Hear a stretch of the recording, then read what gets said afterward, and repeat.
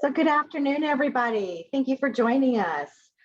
Today's webinar is paying for senior care using our veteran aids and attendance benefits.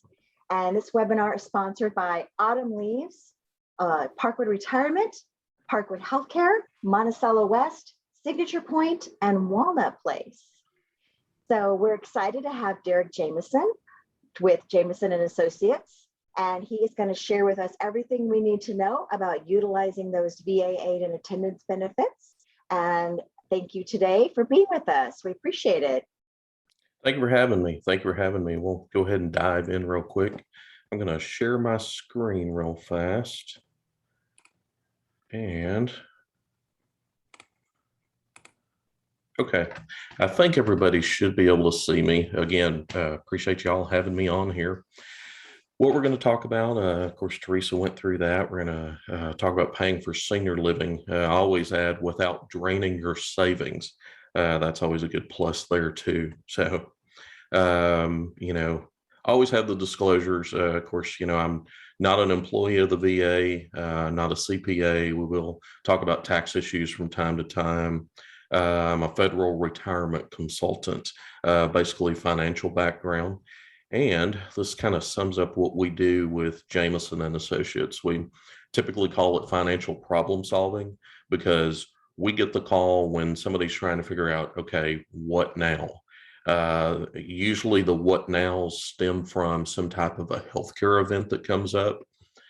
Maybe someone has had to move into a care community nursing home from time to time for rehab, and then they're looking for a long-term assisted living, independent living type setting to be able to provide for their needs care-wise, and they want to be able to afford it. So we get the call and we're usually asked to figure out, okay, now what? All right. So we do full service estate planning, financial estate planning, and so forth.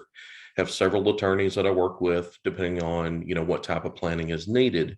What we're specifically going to talk about today is the VA aid and attendance benefit. That's the typical name that you will hear it referred to. It's simply a non-service connected disability pension from the VA. Okay. Now, some of this information may be rehashed. You may be aware of some of it. But I want to start out with giving you the dollar amounts of the particular categories of the benefit. You'll see here, if a veteran is married, the maximum amount that the VA will pay currently should go up next month, getting into January, rate increases and so forth. So current $19.36 per month. I'm sorry, an unmarried veteran. A married veteran, the benefit amount is $22.95. Okay. Few different categories there. I just specifically want to mention that a surviving spouse, you'll see the benefit of $12.44. A surviving spouse can qualify for the benefit. All right. There are obviously some parameters to the VA rules. We're going to dive into those here. Okay. Now, the easiest way to explain what this benefit is and to get into eligibility requirements is to first talk about what it is not. All right. It is not a service connected disability benefit. All right. If you ever talk to a veteran, maybe you talk to a veteran's family, or maybe you have a loved one that is looking at possibly qualifying for this benefit, you can ask them if they're receiving any money from the VA on a monthly basis. If so, they might have a service connected disability, which means that they had an injury or an illness while they served in the military. Okay. Now, how much somebody receives depends on their percentage of disability. My dad is a good example, served during Vietnam, guarded planes. Luckily, he was only stationed in the Philippines. He did not have to see any kind of combat, didn't have to go to Vietnam. But in guarding planes, he has a little bit of hearing loss in his left ear. The VA equates that to a 10% service-connected disability percentage. So he gets just under a couple of $100 per month from the VA due to that service. Okay. Now, you'll see here in the bottom right, non-service connected benefit means no injury or illness required to qualify. The only military requirement to qualify for this particular benefit is that the veteran served at least 90 consecutive days of active duty with at least 1 day or more during the wartime period. Any type of discharge other than dishonorable is taken. It could be a medical discharge. We've seen some discharges over 19 years of doing this that have only come up once or twice, and they're so rare that I do not recall the names of them. It's typically either honorable, dishonorable, or medical that we see quite a bit for. Okay. So only military requirement. You will also please note there is no mention of having to serve in Vietnam or Korea or any of the countries where World War II was going on. Okay. I mentioned those 3 wartime periods, in particular for a reason. They did not have to see combat. They only had to be serving during that right time, so to speak. Okay. Now, what's a period of war? You'll see these different dates. Pay attention to World War II because a lot of our history books tell us 41 to 45 for U.S. involvement. You'll see that the end of World War II is certified by Congress as the end of 46. And that's because we were helping put Europe back together, parts of North Asia, and of course we were occupying Japan during that time as well. Okay. So just to recap on that, if the veteran served within these time periods, okay, just at least 1 day active duty during these time frames, it could have been in the U.S., no combat required, did not have to be in the country of war. The only exception is if the veteran served between February 26th of 61 and August 5th of 64. In that case, they had to serve actually on Vietnam soil. Okay, that's the only exception to that particular rule. I'm going to go ahead and throw in here too. If y'all do have questions, if you would just type them into the chat box. Teresa will read those out at the end, and I'll be glad to try to answer as many of the questions as I can. Okay. Now, there is a health requirement for qualifying for the benefit. You do have to be receiving help with at least 2 activities of daily living. We'll probably call those ADLs the rest of the time that we're here. 2 ADLs on a regular basis. You do need to be paying out of pocket for those ADLs. Okay. So what is an activity of daily living? Well, the VA gets to decide, of course. So they say activities of daily living are help with eating, bathing, dressing, transferring or ambulating, and toileting. Specifically, they do not include help with medications as an ADL. All right. Now, you'll see a couple of notes. Eating assistance is not simply the assisted living or independent living, making the food for a person. You literally have to have help eating, cutting up food, spoon feeding, and so forth. Okay. So kind of limited in some cases. I'll mention transferring and ambulating. That's going to be whether or not you need help in and out of bed, to and from the chair, or with the ambulating part, if you need help down to the dining room, around the community. Okay. So there are a few limitations out there. One good thing though, is that the VA says bathing and dressing assistance does not have to be hands-on. This is called standby assistance in the healthcare world. Okay. So maybe the person that's helping with the bathing and dressing is in the apartment while that's taking place. If the person applying for the VA benefit, if they need a little extra help that particular morning when they're bathing, fine, they can help them in and out of the tub. Towel goes down, they commence to showering and so forth, and then that individual can help them again from there. So standby assistance is good. It makes it a little easier to qualify for the VA benefit without having any type of intrusive care. Okay. Note here, you do need to be paying out of pocket for ADLs because of the way that the VA's rules are written. So let's go ahead and talk about their income rules. This will actually tie into ADLs. All right. So what is income? Basically everything. All right. If you get Social Security, or if you're, say, a Texas teacher retirement, any pensions, including military pensions, if it's a military retiree or surviving spouse, long-term care benefits, if they are paying out. We'll talk a little bit more about that in a moment. Also, if my mother and father ever apply for this benefit, then my dad's service-connected pension amount will count as income, a couple $100 a month. Of course, spouse's income. If you have IRAs, 401ks, and so forth, required minimum distributions that you're now supposed to take at age 72 or later, those count as income as well. Okay. Of course, 1099 income too. Now, unreimbursed medical expenses. This is a term that the VA uses, and what they're ultimately going to do is compare your income to your unreimbursed medical expenses. Okay. Now, unreimbursed medical is going to be senior living rent, home health expenses, health insurance premiums, even long-term care insurance premiums. Okay. Now, a few items that are not allowed as unreimbursed medical, that's going to be residential expenses, even doctor bills and medicines. Now, let me pause for a moment here and explain this. The way the VA rules are written, it would make you think that it's impossible almost to qualify for the benefit at home. It's simply much easier to qualify for the benefit if you live in senior living because of this left column. Whatever you're paying the senior living, as long as you're receiving help with 2 activities of daily living on a regular basis, 2 or more times per week, in other words, then what you pay the senior living company qualifies as an unreimbursed medical expense.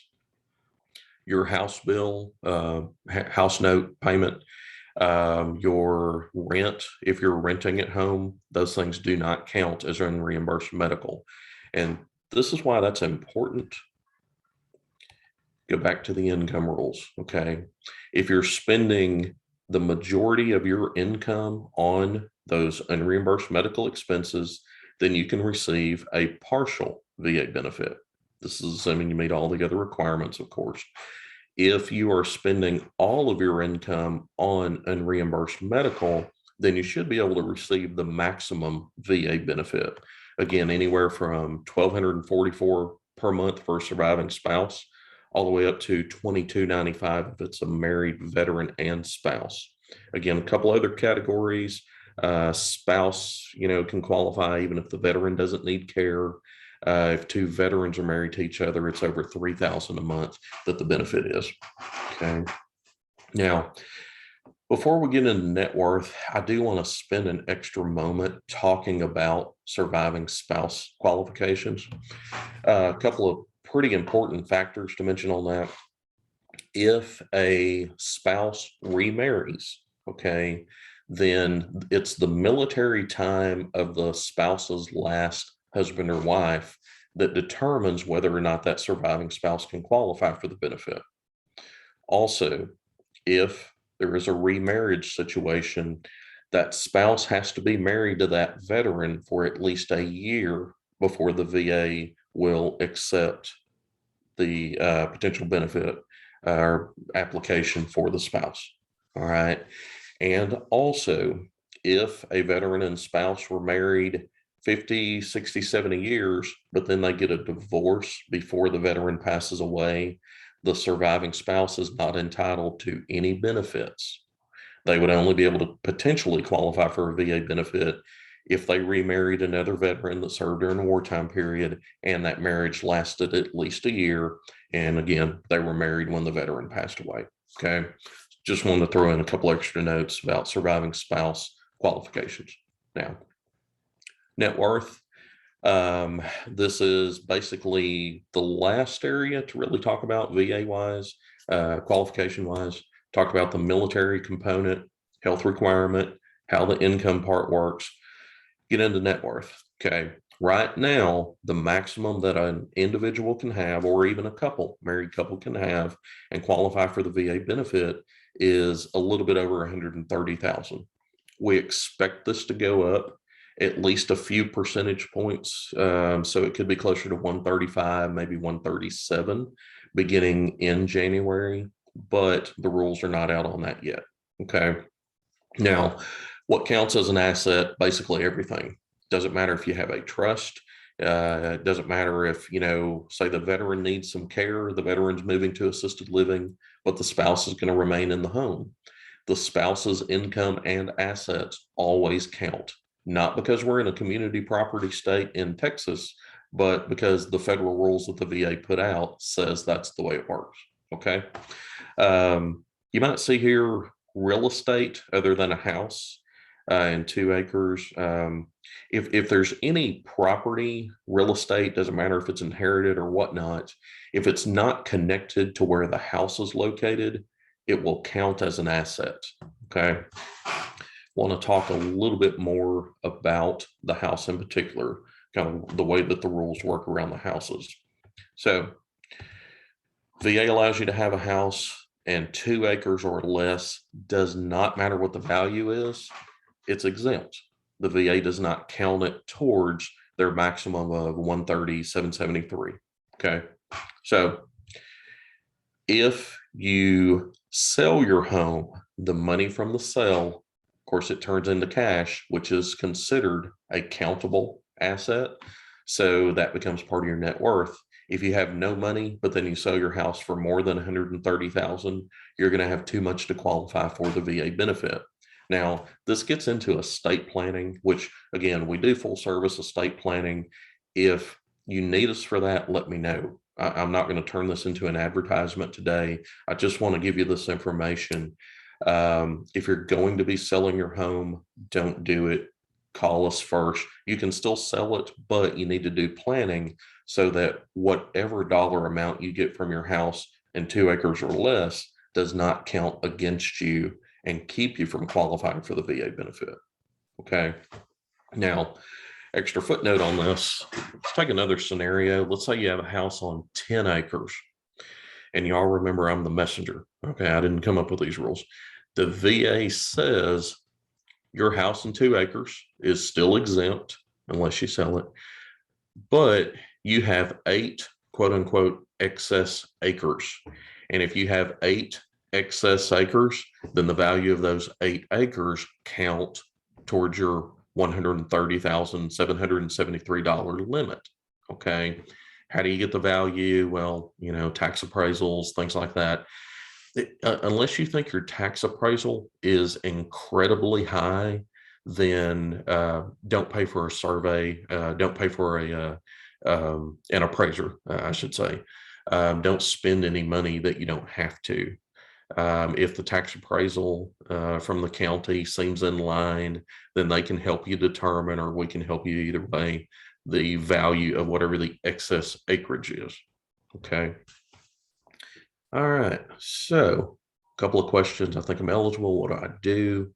What do I do if I'm probably not eligible?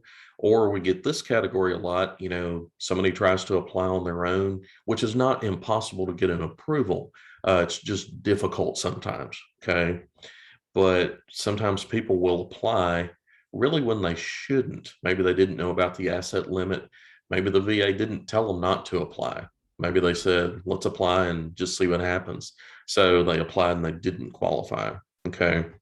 In either case, recommended next step is either we can get a pre-qualification worksheet, obviously the right side of the screen. We can get that in your hands. It asks for the information that we have to have in order to figure out, can you qualify right now? And if not, is there anything that can be done so you can qualify at least some point in the future? Okay. Now there is, over on the left side, you'll see Jameson, ASSOC.com. That is my secure website. If you'll go to the request help page, select VA or Medicaid benefits, it's the same category in the drop-down box. These same questions will populate. and then you just answer the questions that come up. Okay. Um, Either method is fine. I will say this though, I get tons of phone calls every single day.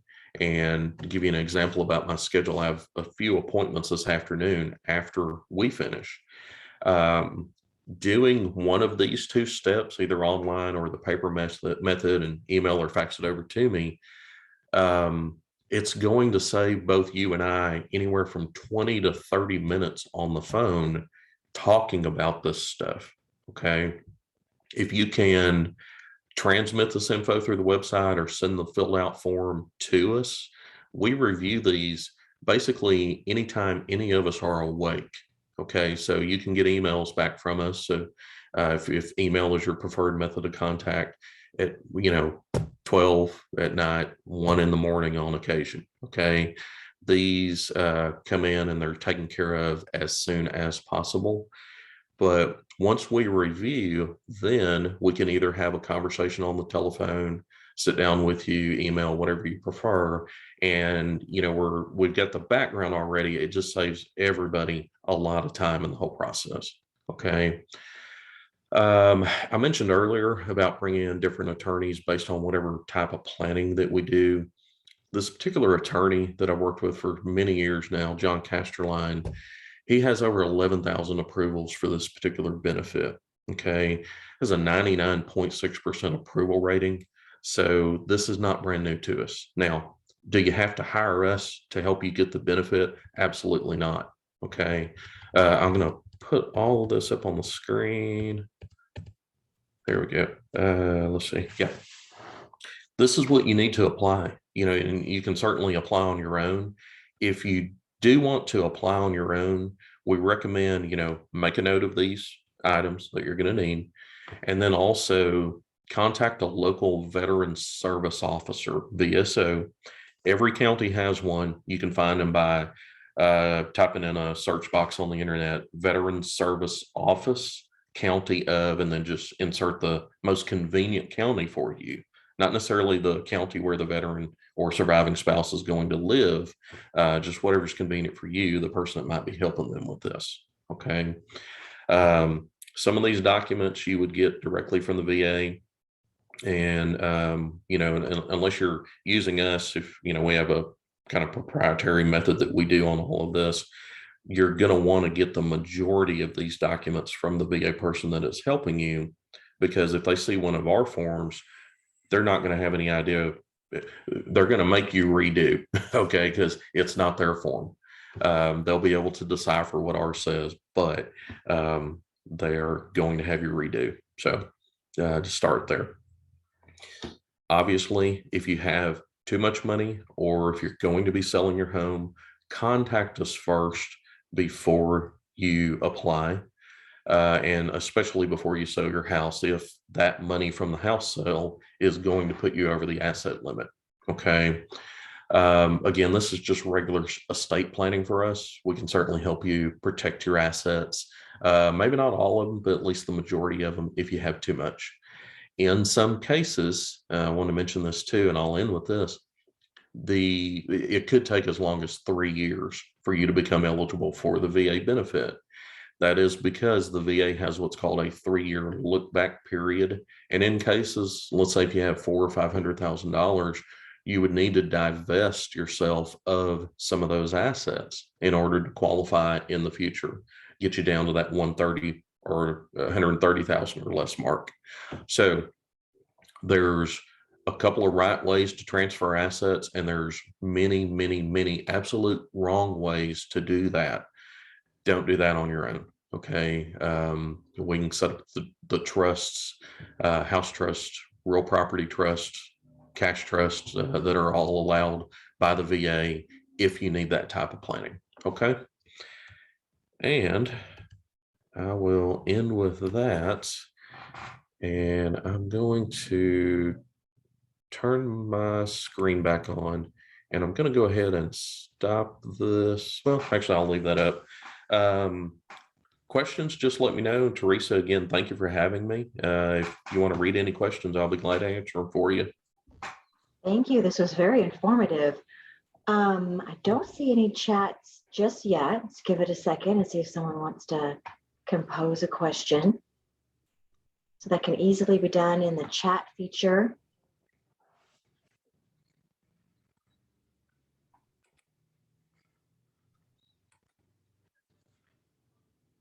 What is a community forum?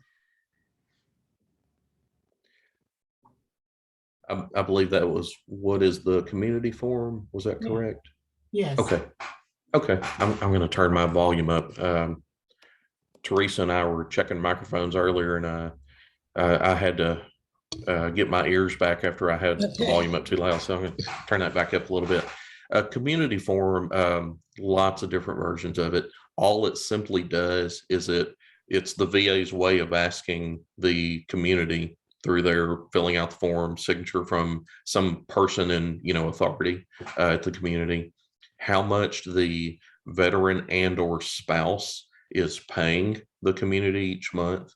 And then also what ADLs, what activities of daily living, eating, bathing, dressing, transferring, or toileting that the particular community is helping that individual with. Okay. I'll throw this in. I'm from Northeast Texas. I can turn a short answer and a short conversation into a very long conversation. Okay.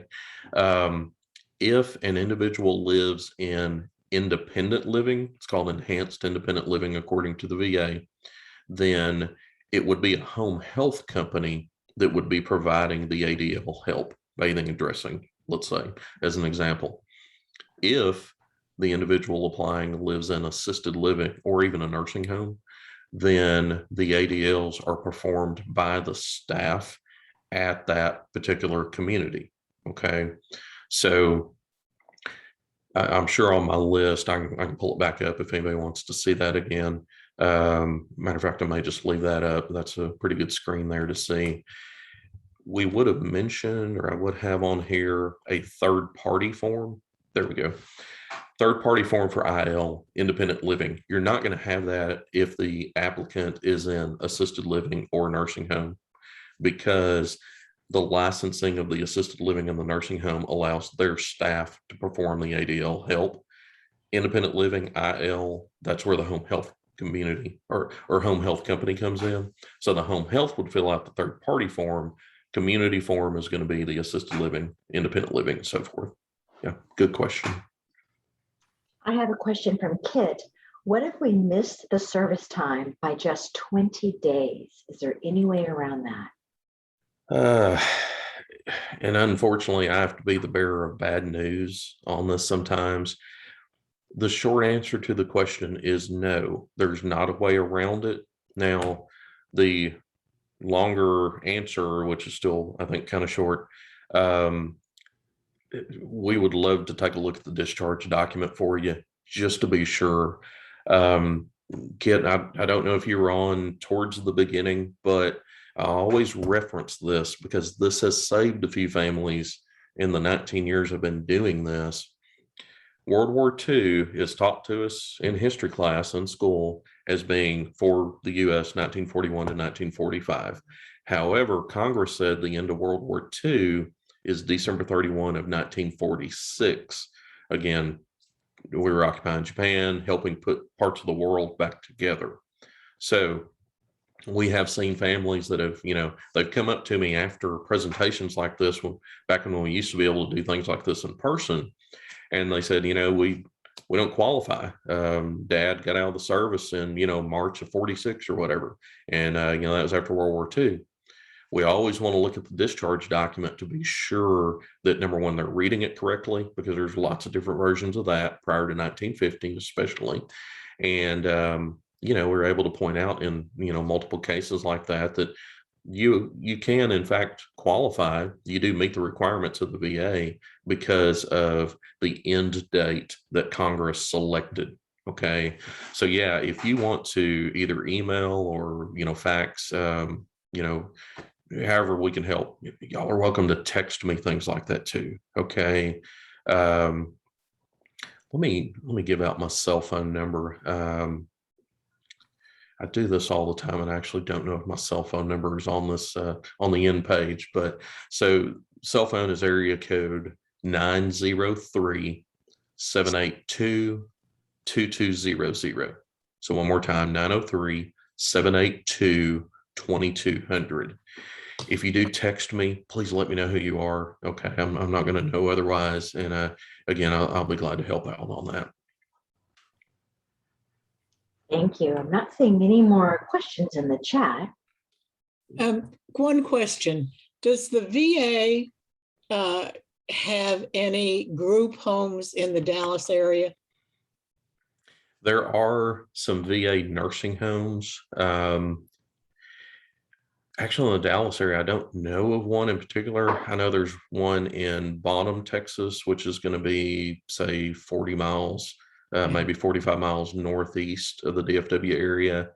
Tyler, Texas, out east. Temple, there is one. I don't know of one in the Dallas area offhand.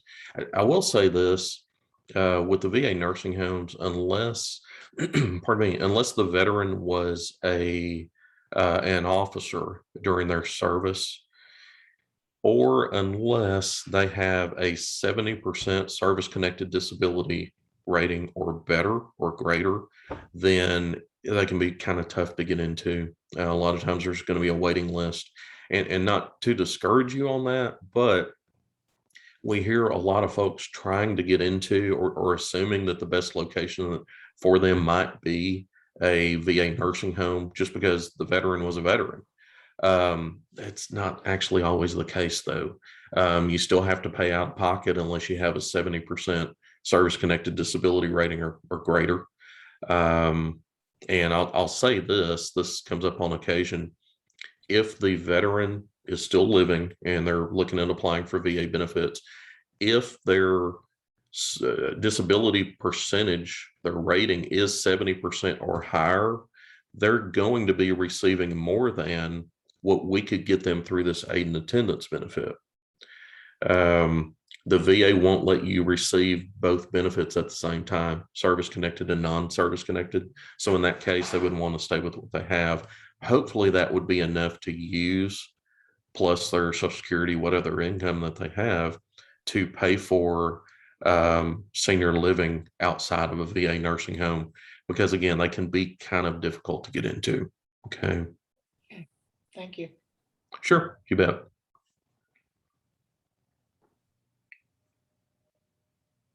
All right. Well, I am not seeing any more questions. I want to thank everybody for coming and joining us today. Thank you, Derek. Very informative information.